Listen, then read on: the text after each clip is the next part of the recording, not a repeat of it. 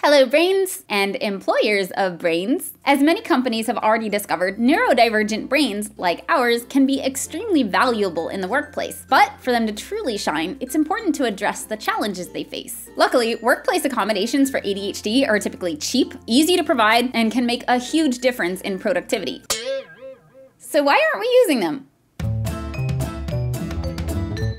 Here's the challenge. Even when they're struggling, most people with ADHD don't disclose their diagnosis at work for fear of being discriminated against or judged. Some might ask for what they need without mentioning ADHD, as nearly every article about ADHD work accommodations suggests. But still, many ADHDers feel like they shouldn't need help and never seek a single accommodation, which means a lot of potential is being left on the table. Whether you're managing your own ADHD brain or someone else's, the goal is the same: to get the best out of that brain. And we can do that by making sure that brain, even if it's the most talented one on your team, is getting the accommodations it needs to minimize the impairments that often come with ADHD.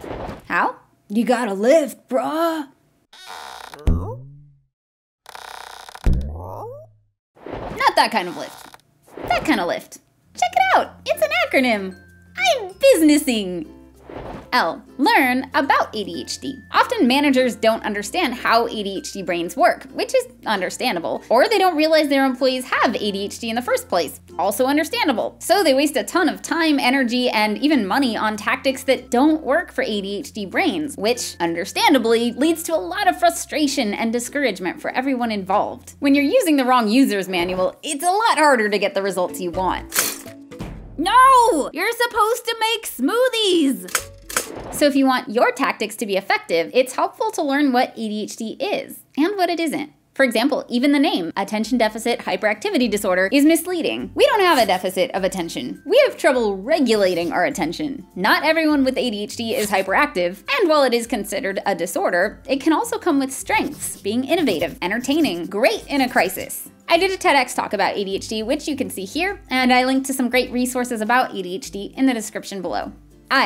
Identify the specific challenges. ADHD is on a spectrum. The symptoms and severity can be different from person to person and even from task to task. So it's important to identify the challenges specific to the ADHD brain you're working with and the situations in which they come up, so you can get a better sense of where accommodations might be able to improve performance. Remember, an ADHD employee may or may not disclose their diagnosis. I'll go more into that in another episode. But either way, if you notice difficulty with things like prioritizing, time management, transitioning between tasks, or any of these, ADHD-friendly strategies might help.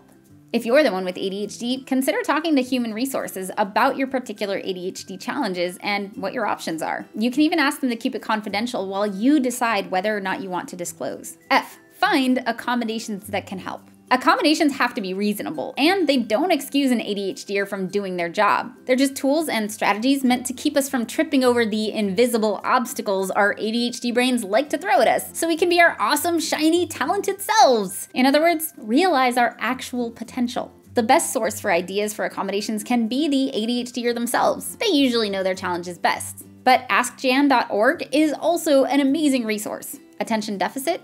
Oh wow. Memory issues? Written checklists, sticky notes.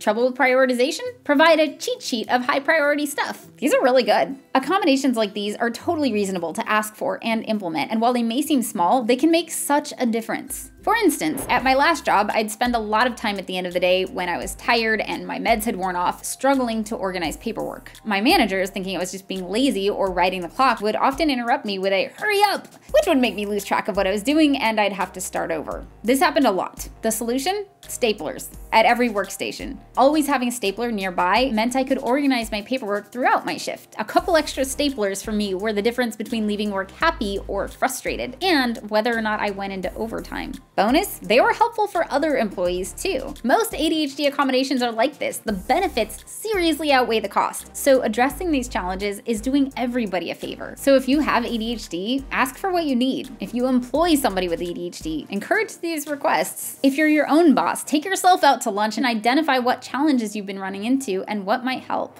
Ultimately, it's up to the employer which accommodations to implement. Instead of providing staplers, my manager could have simplified the organization system, or had a coworker help me at the end of my shift, or provided organizational training for me, which would all have been helpful accommodations. But it's usually best, when possible, to go with the accommodation the ADHD brain prefers, because they're the ones who have to use it. Once you decide on accommodations, T-ray them. Some accommodations, like my staplers, work right away, but some might require training or adjusting or altering before they fit. As you try them, it's important to remember that you're testing the accommodation, not the person. Why? There may be times when the accommodation worked out great, but something else got in the way. Or it may not have worked at all, but their ADHD brain had a last-minute flash of brilliance and delivered something amazing anyway. So when you review, don't judge the accommodation based on their performance. Focus on whether or not it helped and adjust and review as necessary. Speaking of focus, while providing accommodations is important in minimizing an ADHDer's impairments, one of the best things you can do to keep an ADHD brain engaged is to focus on their strengths. I was once fired from a job for being 4 minutes late. And my next job, I was still late sometimes, but my managers focused on my honesty and integrity, my talent for making difficult customers happy, my ability to perform well under pressure, and my strong work ethic. And you know what? As someone with ADHD who has been corrected a lot, I was so surprised and grateful for that positive feedback that I worked really hard for that employer for 7 years, and I only left when my own YouTube career started to take off. Those of us with neurodivergent brains of any kind know what we struggle with, and it's often all we see. So this isn't really about sticky notes here. It's about the fundamental difference between feeling like you're good at your job and feeling like you just can't get it right. If we look for ways to accommodate the impairments and celebrate their strengths, I believe we can lift these brains to their true potential and change every workplace for the better. Maybe even the world. That's it for this week. If you know someone who works with an ADHD brain, please share this video with them. And if you're someone who's interested in getting the best out of your ADHD brains and want me to come speak to your company, email in the description. Special thanks to Kevin McTaggart from HR for consulting on this episode, and to our brain advocates and all our Patreon brains for not only making this show possible, but also helping with the acronym. Thanks to them, if this catches on, the next time you go into an interview, you can legitimately ask, "Do you even lift, bruh?" I'll see you next week. Bye, brains!